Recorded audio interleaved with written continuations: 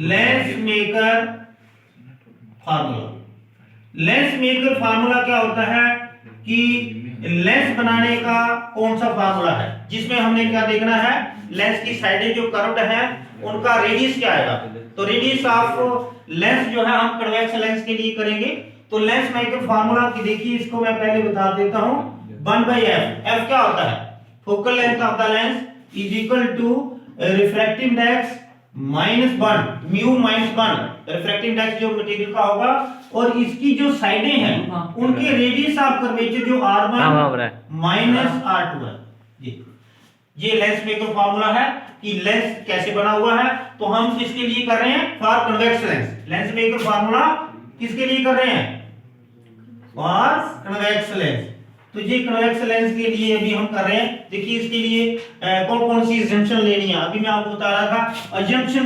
Assumptions क्या होती हैं, जिनको मान के आपको चलना पड़ेगा। अजम्पशंस, ये देखिए अजम्पशंस लिखते हैं, अजम्पशंस। तो सबसे पहली अजम्पशन क्या है, वो बड़े ध्यान से देखना आपने। The object is a point object, जो ऑब्जेक्ट लेनी है वो पॉइंट ऑब्जेक्ट लेनी है। ये भी आपने उसका साइज नहीं लेना है, ऑब्जेक्ट को क्या लेना है, पॉइंट ऑब्जेक्ट, मतलब उसके साइज को कोई बीच में बताने की जरूरत नहीं, उसकी लेंथ कितनी है। तो दूसरा जो है लेंस, कन्वेक्स लेंस या लेंस ही लिखो क्योंकि कर तो कन्वेक्स रहे हैं।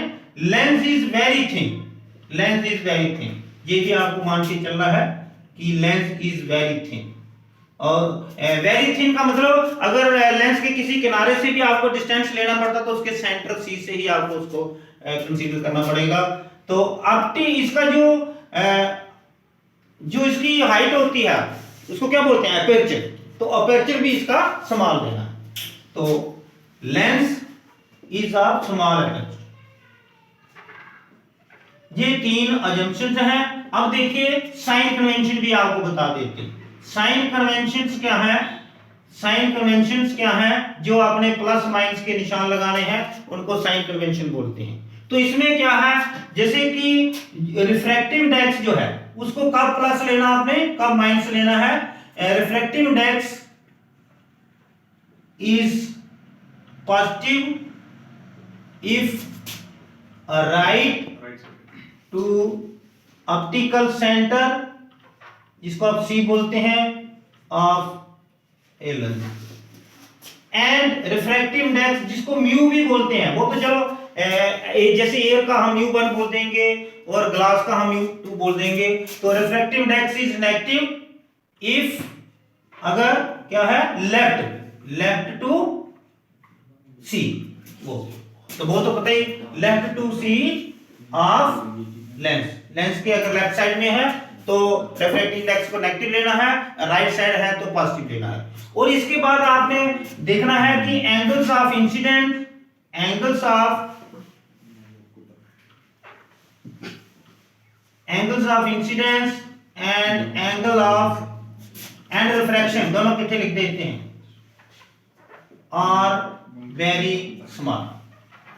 ये है इनके साइन कन्वेंशंस। और देखिए इसमें डायग्राम कैसे बनाते हैं अभी आपको पता चलेगा, इसी के हिसाब से चलना है। और लिख देना है कि म्यू वन को क्या लिखेंगे हम, refractive index of air, and mu two refractive index of glass of the lens.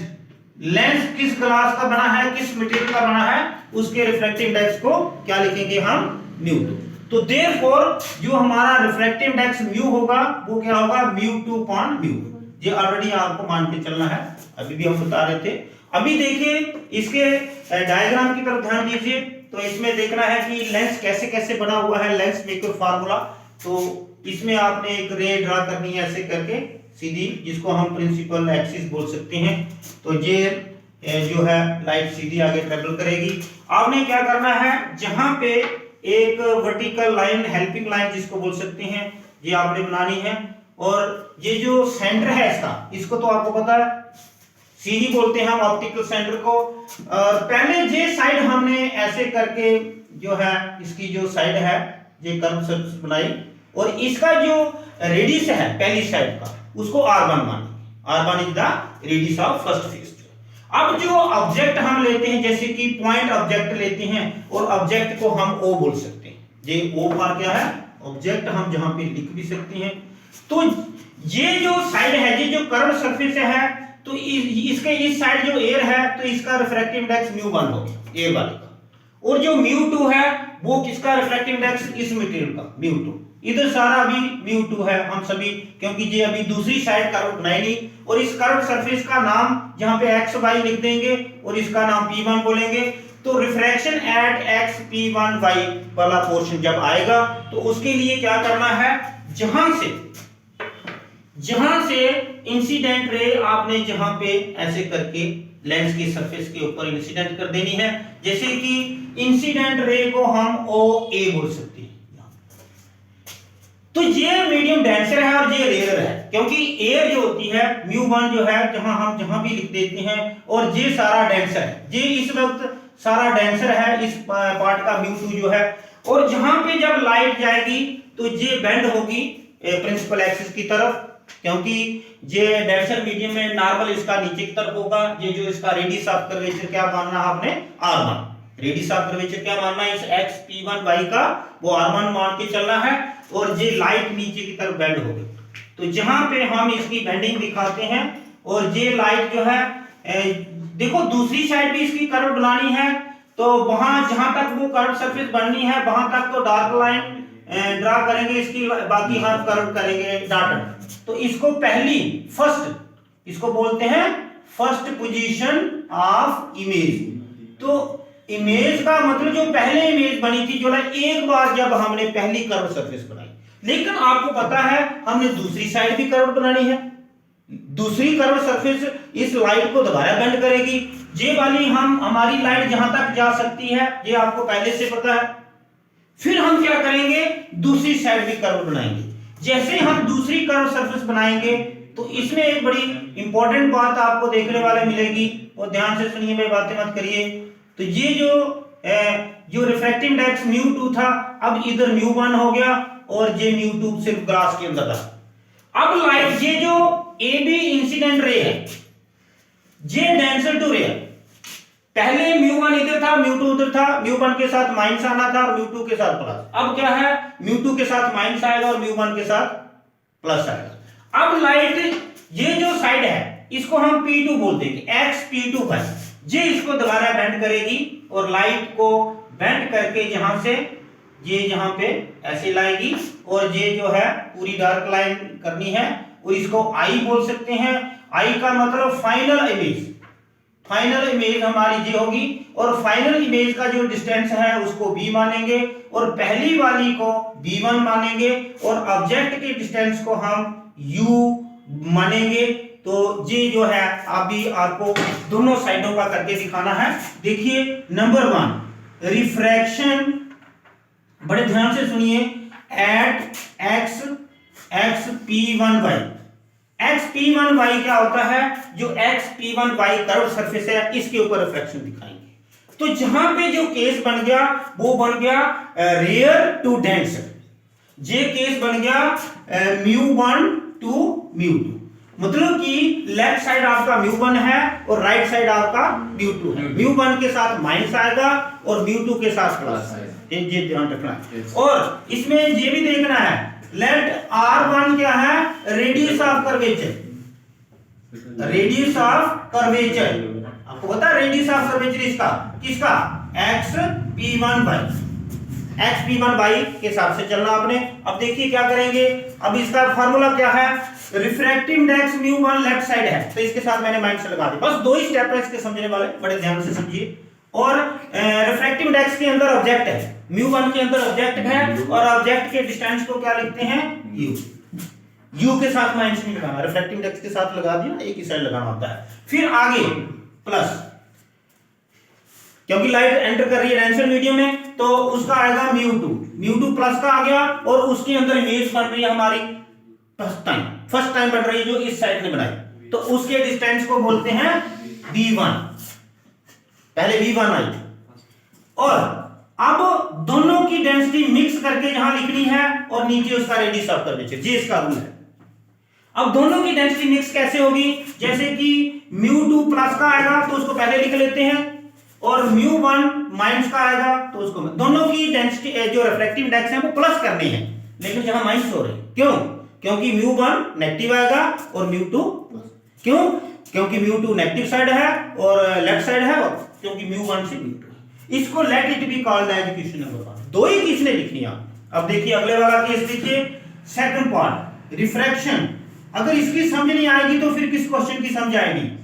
Refraction at बड़े ध्यान से देखिए, P2 bye x P2 bye.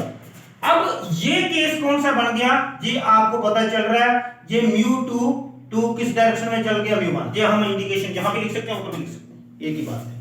मतलब μ2 लेफ्ट साइड आ गया और μ1 राइट साइड, क्योंकि इधर μ2 आ गया। और इंसिडेंट रे कौन सी है यहां पे? पहले इंसिडेंट रे कौन सी थी? OA। पहले इंसिडेंट रे कौन सी थी? OA। यहां पे हम वो भी लिख सकते हैं, इंसिडेंट रे है OA। अब इंसिडेंट रे कौन सी आएगी? अब इंसिडेंट रे है AB, क्योंकि AB बेंड होके नीचे चलेगी, नीचे। और आपने ये भी बड़े ध्यान से देखना है कि लेफ्ट साइड हमारा μ2 है और राइट साइड हमारा μ1 है, तो μ2 के साथ क्या आएगा? माइनस। तो देखिए, एक तो आपने देखना है R2 किसको मानना है radius? R2 is the radius of curvature of x P2 by, ठीक है। अब देखिए μ2 के साथ माइनस आएगा, μ2 के साथ माइनस आएगा, और μ1 के साथ क्या आएगा? प्लस आएगा। μ2 में ऑब्जेक्ट है, क्योंकि इंसिडेंट रे जहां आ रही है, लेकिन इसकी ऑब्जेक्ट पड़ी कहां है? इसकी ऑब्जेक्ट पड़ी है इधर। बड़े ध्यान से सुनिए इधर, ऑब्जेक्ट का जो V1 है, ये हमारी ऑब्जेक्ट का डिस्टेंस आ रहा है। ऑब्जेक्ट को U बोलते हैं, लेकिन ऑब्जेक्ट को हम जहां V1 बोलेंगे, ये हमारी ऑब्जेक्ट है। ये जो दूसरी साइड है x P2 बाय, इसने इसकी इमेज को जहां किया, V1 जो है इसके लिए ऑब्जेक्ट है, और V जो है इसका फाइनल इमेज है। देख, आपको U जहां दिखा ही नहीं, पहले जहां U आया था ना, अब U की जगह V1 आया, क्योंकि जो सेकंड साइड है उसने इसकी इमेज को जहां लाया, उसने उसको और बेंड किया, तो उसकी इंसिडेंट रे कौन सी थी? AB। जैसे हमने वहां लिखा ना, हमने वहां भी बाद में लिखा था AB जो है वो इंसिडेंट रे है, उसकी OA थी, इसकी AB है। और AB का जो ऑब्जेक्ट है वो पीछे नहीं दिख रहा है, इधर है, लेकिन उसको लेफ्ट साइड मानना आपने, उसको μ2 में रखना है, क्योंकि उसकी इंसिडेंट रे μ2 के अंदर है। चाहे वो उधर μ1 के अंदर दिख रही है आपको, वो डुप्लीकेट है, क्योंकि वो उधर से उठ के इधर आ रही है। अब जो इमेज फाइनल में जहां आएगी, अब जहां दोनों डेंसिटीज का, दोनों रिफ्रैक्टिव इंडेक्स का मिक्स और उसका रेडियस जो है वो R2 आएगा। इतना सा क्वेश्चन है जी। अब किसको प्लस लेना है, किसको माइनस लेना है, वो अच्छी तरह से जानते हैं आप। ये मैंने एक बहुत ही अच्छा तरीका आपको बताया है। लेफ्ट साइड कौन है? μ2 के साथ क्या आएगा? माइनस वाली लोग चीज बाद में लिखते हैं, लेकिन ये तो पंगा बन गया। अब क्या है, हम इसको वैसे का वैसा ही कर सकते हैं, माइनस कॉमन ले लेते हैं। एक तो R2 के साथ माइनस आ जाएगा जो हमने लेंस मेकर फार्मूले में चाहिए, तो इसको दोबारा रीराइट करते हैं। मेरे ख्याल से आपको समझ तो आ गई होगी। μ2 के साथ माइनस रहेगा, बस 2 स्टेप का क्वेश्चन है, B1 μ1 डिवाइडेड बाय B, और यहां पे मैं माइनस कॉमन लेके ना सीधा मैं जहां पे लगा देता हूं, क्योंकि हमने जो है इसका वेट थोड़े करते रहना, इधर भी बाहर भी लिख सकते थे। अब मैंने नीचे माइनस लगा दिया है, तो μ2 माइनस μ1 आ गया जैसे पहले था, क्योंकि ये उल्ट पुलट हो गया, जो प्लस था वो माइनस हो गया, जो माइनस था वो प्लस हो गया। Let it be called as question number 1। Adding 1 and 2, दोनों चीजें मिक्स करनी है आपने। एडिंग 1 एंड 2 जब करोगे तो देखिए आपके सामने क्या आता है। देखो लेफ्ट साइड में लेफ्ट साइड ऐड होगी, μ2 पॉइंट B1 प्लस का, μ2 पॉइंट B1 माइनस का, ये तो आप उसमें कट गए, एक प्लस की टर्म एक माइनस की, तो ये माइनस वाली है, पहले प्लस वाली लिख लेते हैं। तो μ1 upon V minus μ1 upon U, और ये जो μ2 माइनस μ1 और μ2 माइनस μ1, ये दोनों जगह पे आ रहा है तो इसको हम कॉमन ही करके लिख लेते हैं। यही तो हमने तभी तो दोनों जगह किया है, और ब्रैकेट में आ गया 1/r1। देखो लेंस मेकर फार्मूला बन भी गया। अब करना क्या है, आपने μ1 से डिवाइड करना। आपको जानते हैं कि μ कैसे बनेगा, तो वो आपको कंसेप्ट पता होगा, μ1 से डिवाइड करना है। लेंस मेकर फार्मूले के अंदर आपको μ चाहिए, डिवाइडिंग बाय μ1। तो जहां जब μ1 से डिवाइड कर देंगे तो क्या आएगा,